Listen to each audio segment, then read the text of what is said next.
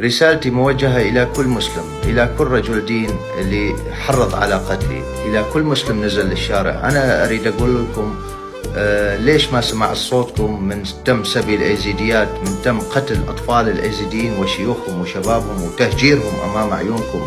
ليش ما نزلتوا للشارع مثل ما هسه أنتم نازلين للشارع؟ ليش ما رفضتم مثل ما هسه رفضتم لحرق القرآن من قبل سلوان؟ أنا كل اللي سويته رفضت هذا الكتاب اللي يحث على الكراهية ورفض الآخر والإرهاب. نعم، أرجع وأقول إنه القرآن هو كتاب إرهاب ويجب حظره، وراح أعمل على حظره هذا الكتاب وفق القوانين السويدية.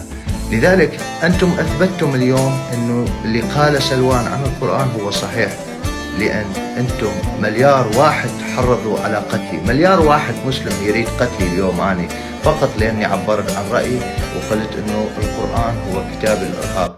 كل اللي ردت أسويه أنا لكم يا مسلمين هو إني أن أصحيكم من نومكم يلي أنتم فيه.